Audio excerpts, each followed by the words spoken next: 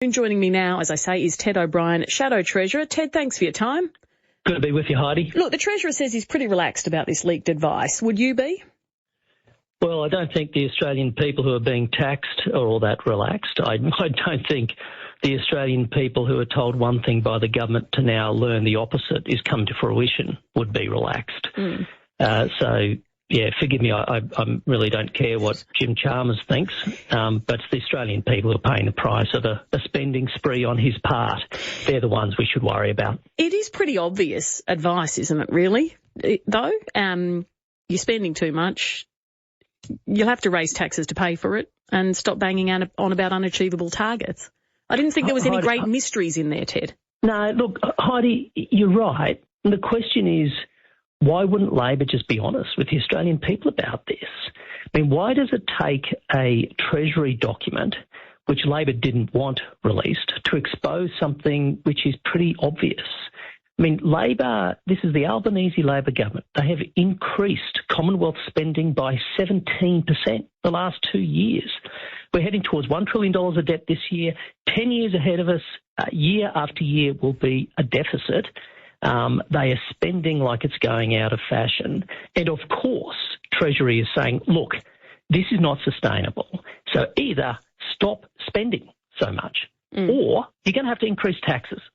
The only thing we've heard since the election, of course, Heidi, is Jim Chalmers, as the Treasurer, will be having a round table. He is talking about taxes. So we all know what he's going after. He's going after more taxes because he has said nothing about fiscal responsibility, as in stop spending so much.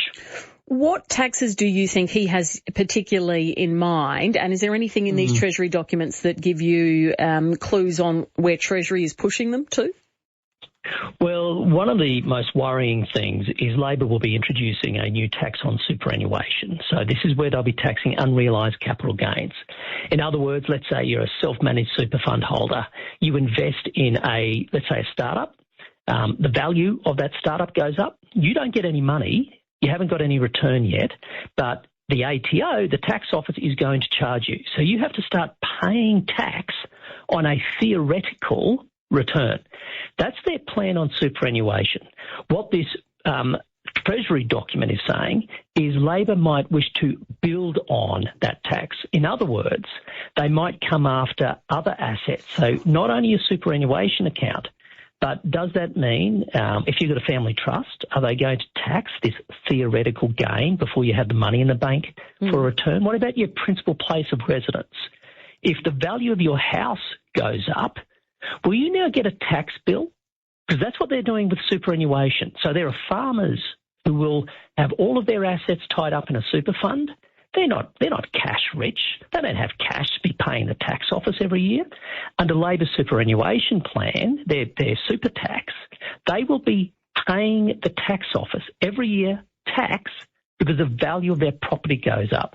So the question now for Labor is, what other assets, based on Treasury advice, will Jim Chalmers now apply that unrealised capital gains tax to?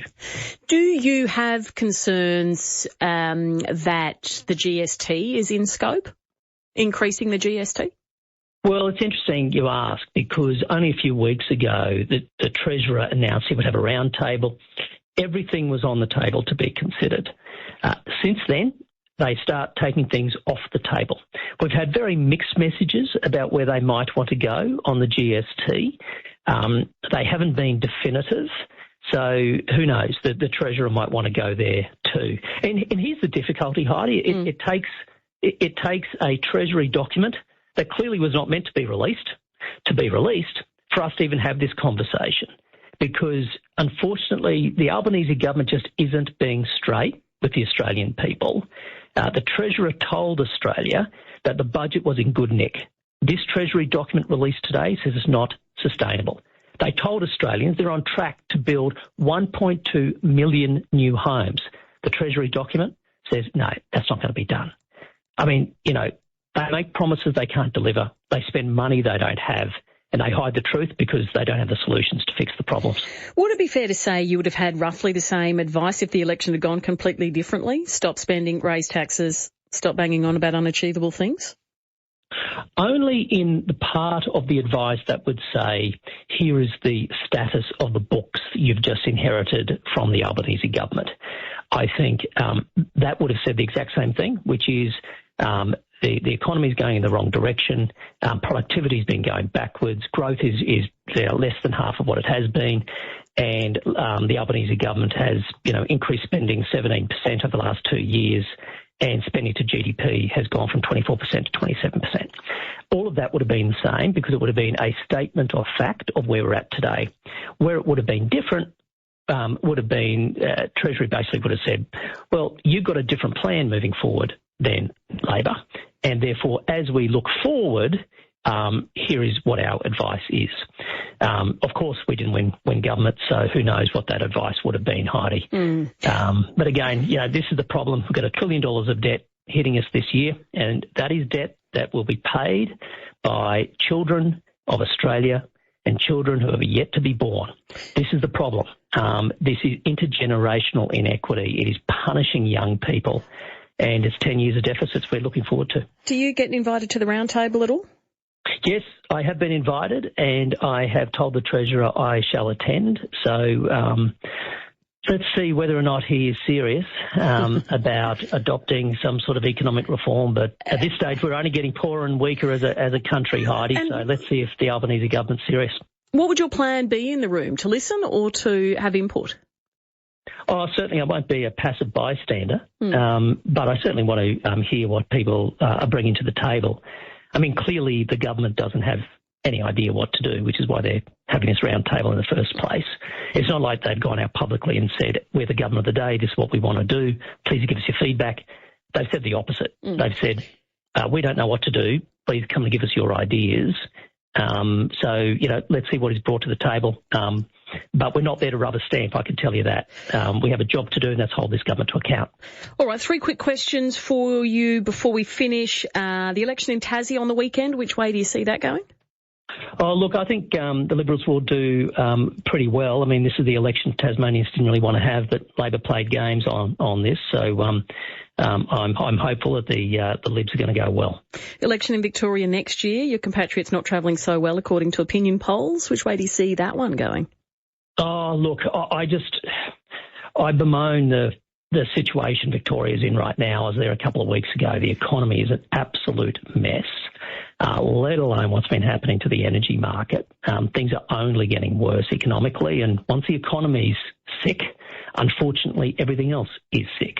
And I'm confident that the people of Victoria will be seeing that crystal clear come the time of the election. I guess we'll see next year, late next year. And final question, you're a Queensland MP. The Olympics in 2032, do you want skydiving to be a sport? Well, it's interesting. I don't know about skydiving. I'm thinking more about that game. You know, when you throw a handball in the pool and you've got to jump off the side of the pool into the pool? I think it's called How's That? I think, give us 10 years, 8 years nearly now. I think that's the only one that I might have a crack at qualifying What's for. What's it called when you throw a tennis ball? Oh, what, and you're trying to do big catches of the ball as it's thrown? Yeah, I play with my kids, right? So you throw the ball and you can dive in the pool, pretend you're actually a good cricket player. And if you catch it, you got to put your finger up and say, how's that? So that's my tip. What are you scoring this off? Like, how is it? Paralympic game. Imagine all those judges from the breakdancing competition having to come out now and judge. How's that? Enthusiasm, artistic expression, splash. Well, at least then it'd be the people's games, Heidi. Every one of us could have a go at trying to qualify, you see. Goodness me. All right. Thank you very much for your time this afternoon. Thanks, Heidi. Take care.